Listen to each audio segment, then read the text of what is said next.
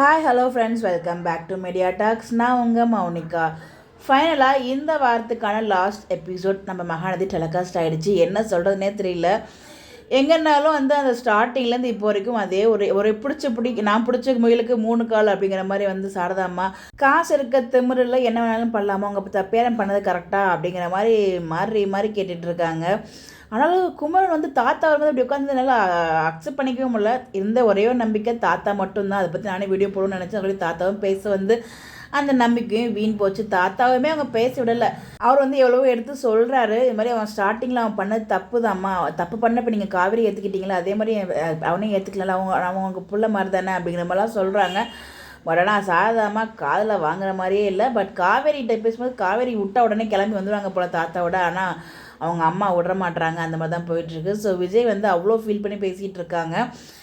தாத்தா கிட்ட இந்த மாதிரி நானும் போய் இவ்வளோ முயற்சி பண்ணி இதுக்கப்புறம் அவளே என்னை தேடி வருவா, எனக்கு நம்பிக்கை இருக்குது அப்படிங்கிற மாதிரி சொல்லிட்டு இதுக்கப்புறம் அவளை போய் அங்கே போய் பேச மாட்டேன் அப்படிங்கிற மாதிரி சொல்லி ஃபீல் பண்ணி போகிறாங்க. அவங்க ஃபேமிலி என்கிட்ட பேசாட்டியும் பரவாயில்ல, என்னை புரிஞ்சுக்கிட்டு சீக்கிரம் காவேரி வந்துடும் எனக்கு நம்பிக்கை இருக்குது அப்படிங்கிற மாதிரி ரொம்ப ஒரு கண் கலங்கி தான் போயிருப்பார். அப்பா அந்த இன்னொரு பக்கம் நீ பண்ணது பத்தலையாமா ராகினி, இன்னும் பண்ண போறியா, அதுக்கு நான் விட்டுருவேனா, நாம் என்ன கொளுத்தி போடுவோம்ல அப்படிங்கிற மாதிரி அங்கே சொல்லிட்டு இருக்காங்க. காவேரிக்கு விஜய் பண்ண விஷயங்கள் ஒரு சில விஷயங்கள் இருந்தாலும் விஜய் பண்ண ஒரு சில விஷயங்கள் மறைக்கப்பட்டது ராகினி மூலமாக தான்.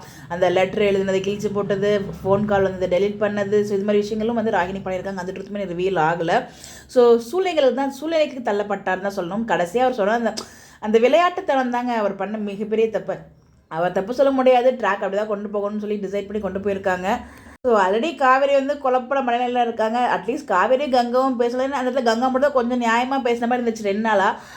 ஆனால் இன்றைக்கி அவங்க பேசுனது எப்படின்னா குழப்புற மாதிரி இருந்துச்சு, குழப்பாத மாதிரி இருந்துச்சுன்னா ஃபுல்லாக குழப்பி விட்டாங்க தான். ஆனால் அவங்களே ஒரு குழப்பற மனநிலையில் இருக்கும்போது தெளிவான மனநிலை இல்லாமல் ஒருவேளை வெளியில் வந்ததுக்கப்புறம் தான் இதுவா முடிவெடுக்க முடியாமல் இப்போ விஜய் குழம்பிட்டாரு அப்படிங்கிற மாதிரி காவேரியை குழப்பி விட்டாங்க. நம்ம கங்கா வேறு லெவல்மா, நீங்கள் நல்லா பண்ணுறீங்கம்மா எல்லாரும் அப்படிங்கிற மாதிரி தான் இருந்துச்சு.